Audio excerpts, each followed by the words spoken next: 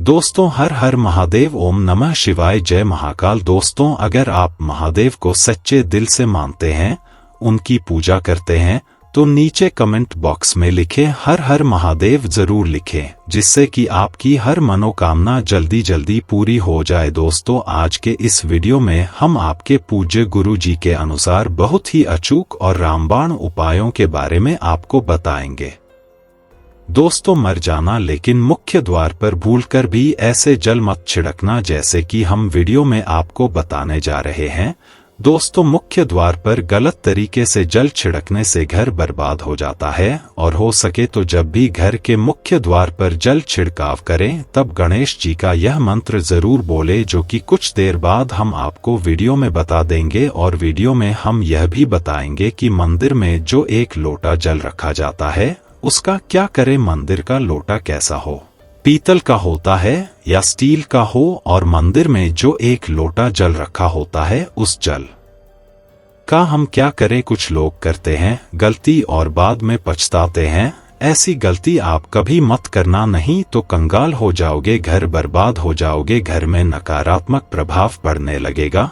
आगे बढ़ने से पहले आपसे हाथ जोड़ के विनती है, अगर आप महादेव को मानते हैं, उनकी पूजा करते हैं, तो वीडियो को लाइक शेयर जरूर करें और नीचे कमेंट में हर हर महादेव या श्री शिवाय नमस्तुभ्यं जरूर लिखें, जिससे कि आपकी मनोकामना जल्दी पूरी हो जाए। दोस्तों मंदिर में एक लोटा जल ऐसे कभी मत रखना। दोस्तों कुछ लोग ऐसे भी यहाँ पर होंगे जो वीडियो को स्किप कर करके देखते हैं, तो दोस्तों वीडियो को पूरी तरह से ध्यान से सुने और पूरी जानकारी प्राप्त करें, नहीं तो आधी अधूरी जानकारी किसी काम की नहीं होती है।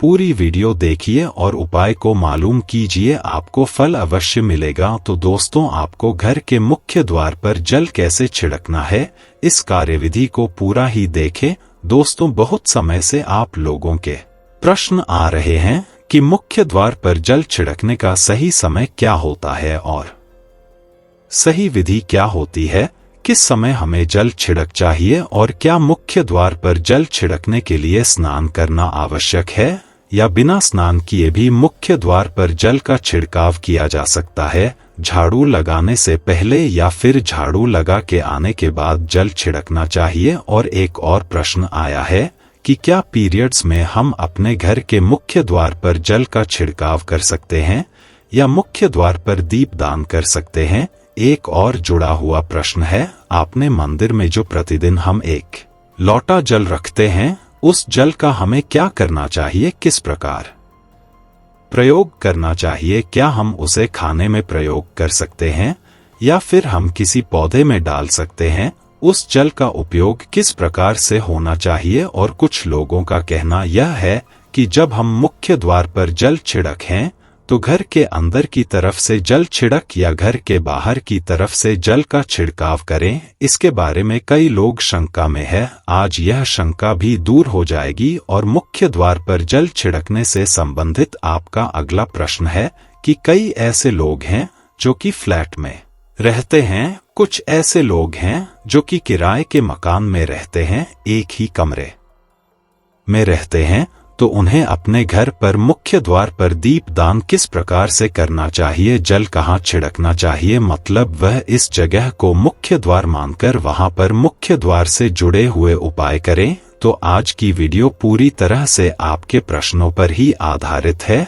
मुख्य द्वार पर जल छिड़कने का सही समय क्या होता है और सही विधि क्या होती है। तो देखिए, अगर आप मुख्य द्वार पर जल छिड़कें तो आपको ध्यान रखना है कि जल आप एक दिन पहले ही, मतलब रात को सोने से पहले, एक पात्र में, कोई भी आप पात्र ले सकते हैं, जैसे कि आप एक तांबे का भी पात्र ले सकते हैं। तांबे का ना हो तो आप पीतल का ले सकते हैं, स्टील का ले सकते हैं, चांदी का ले सकते हैं, जो भी पात्र आपके पास उपलब्ध हो। एक लोटे में थोड़ा सा गंगा जल डाल दीजिए और उसके ऊपर शुद्ध जल भर दीजिए। और हाँ, गंगा जल ना हो तो भी परेशान होने की आवश्यकता नहीं है, सिर्फ शुद्ध जल से भी आप पात्र को भर सकते हैं। और उस जल से भरे पात्र को अपने घर की रसोई में रख दीजिए। अब जैसे कि आप अगले दिन सुबह उठकर इस जल का छिड़काव अपने घर के मुख्य द्वार पर करेंगे। अब बहुत से भक्तों के प्रश्न आए हैं कि क्या हम स्नान से पहले यह जल छिड़क सकते हैं या फिर स्नान करना आवश्यक है। देखिए, मुख्य द्वार पर जो सुबह सवेरे सबसे पहले जल छिड़का जाता है, जैसे कि जो रसोई में रखा हुआ जल होता है, यह एक तरीके से उपाय के तौर पर किया जाता है। दोस्तों, घर में किसी भी प्रकार की परेशानी हो, किसी भी प्रकार के दुख दर्द रहता हो, गरीबी हो या फिर कलह क्लेश बहुत अधिक रहता है, मतलब किसी भी प्रकार की नकारात्मक ऊर्जा से परेशान हैं, कुछ समय से परेशानियों में ही गिरे हुए हैं, तो ऐसे में घर की रसोई में रखा जाता है और यही जल घर के मुख्य द्वार पर सुबह उठकर ढाका जाता है। इस जल का छिड़काव से आपके घर की कोई भी परेशानी हो बहुत शीघ्र समाप्त हो जाती है। इस उपाय को करने से आपके घर में सुख समृद्धि आती है, कलह क्लेश से भी मुक्ति मिलती है, बीमारियों से भी मुक्ति मिलती है। मतलब देखिए, किसी भी प्रकार की मानसिक परेशानी हो, शारीरिक परेशानी हो, आर्थिक तंगी हो या आपके घर में कोई वास्तु दोष हो, किसी भी प्रकार का ग्रह दोष हो, जैसे कि कई बार ऐसा होता है कि कई लोगों के ऊपर कई प्रकार के बुरे ग्रह दोषों का प्रभाव होता है, जिसकी वजह से घर में परेशानियां हमेशा बनी रहती हैं। तो ग्रह दोषों के प्रभाव से भी आपको मुक्ति मिलती है, वास्तु दोष और पितृ दोष भी समाप्त होता है। इसके साथ ही जैसे कि बहुत से लोगों के प्रश्न होते हैं कि उनके ऊपर किसी ने कुछ कर करा दिया है, उनके परिवार में किसी भी प्रकार की पहले कोई परेशान नहीं थी, लेकिन अभी कुछ समय से परेशानियां लगातार आते ही जा रही हैं और कोई रास्ता नहीं मिल रहा है परेशानी से निकालने का, तो किसी के भी किए कराए तंत्र मंत्र का प्रभाव, किसी की बुरी नजर का प्रभाव हो तो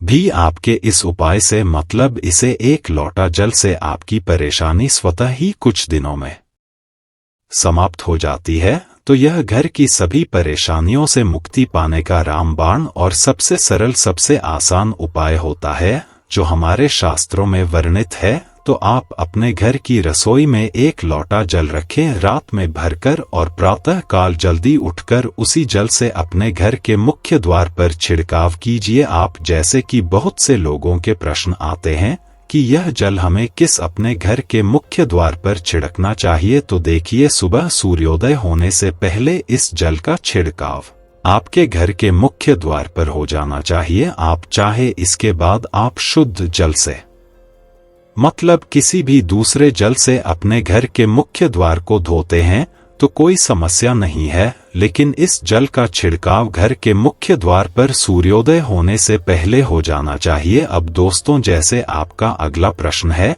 कि क्या हमें स्नान करके इस जल का छिड़काव अपने घर के मुख्य द्वार पर करना चाहिए या फिर बिना स्नान किए भी कर सकते हैं।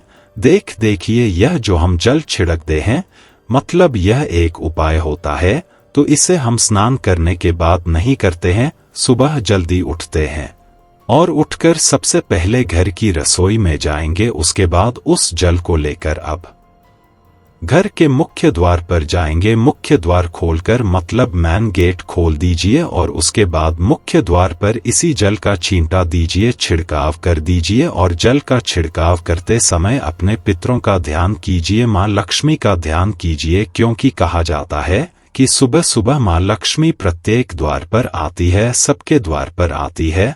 जिनके भी द्वार खुले होते हैं, जिनके घर में जल का छिड़काव मुख्य द्वार पर हुआ रहता है, उसके घर में प्रवेश कर जाते हैं। तो महालक्ष्मी का अपने मन में ध्यान कीजिए और एक तरह से प्रार्थना कीजिए, हे माँ लक्ष्मी, आप मेरे घर में प्रवेश करें, मैं आपका स्वागत करने के लिए तैयार हो। और इसके बाद जल्दी का ध्यान कीजिए, क्योंकि हमारे घर की दहलीज और कभी भी हनुमान पितरों का वास माना जाता है। तो जब आप हनुमान चालीसा के छींटे देते हैं तो आपके पितृ बहुत प्रसन्न हो जाते हैं और उनका आशीर्वाद तभी इसका प्राप्त फल है को मिलता है। तो जो आप जल छिड़क के इसके लिए स्नान चालीसा में लिखा हुआ है, जो यह पढ़े हनुमान चालीसा। दोस्तों, जो तो मित्रों, अगर वीडियो अच्छा लगता है, वीडियो को लाइक शेयर गौरी करें और नीचे कमेंट तो उसमें यह नहीं लिखा है या श्री कि जो यह सुने हनुमान चालीसा नमस्तुभ्यं जरूर लिखे, जिससे कि आपकी मन की जो यह पढ़े हनुमान चालीसा पूज्य गुरु जी का मतलब है कि हनुमान चालीसा को पढ़ना ही चाहिए, बल्कि उसे सुनकर नहीं बोलना चाहिए, तभी इसका आपको पूर्ण रूप से फल मिलता है। तो दोस्तों, इस तरीके से आपको हनुमान चालीसा का पाठ कर लेना है और फिर जो 1 लोटा जल आपने लिया था, उस जल को आप अपने घर के पास किसी भी पीपल के पेड़ की जल में अर्पित कर दें और जो 5 पीपल के पत्ते हैं, उन पत्तों को निकालकर आप किसी हनुमान जी के मंदिर में हनुमान जी की मूर्ति के सामने अर्पित कर दें और अपनी जो भी मनोकामनाएं उसे हनुमान जी से बोल दें। ऐसा करने से दोस्तों आपकी हर मनोकामना हनुमान जी महाराज बहुत जल्दी पूरा कर देते हैं और आपके ऊपर उनकी कृपा दृष्टि हमेशा बनी रहती है। तो दोस्तों, अगर आपको पूज्य गुरुजी के अनुसार बताए गए उपाय और नियम अच्छे लगे तो फटाफट से इन्हें लाइक करें, शेयर करें और नीचे कमेंट बॉक्स में सच्चे मन से जय श्री राम या जय वागेश्वर धाम सरकार जरूर लिखें, जिससे कि आपकी जो भी मनोकामनाएं जल्दी से जल्दी हनुमान जी महाराज उसे पूरा कर दें।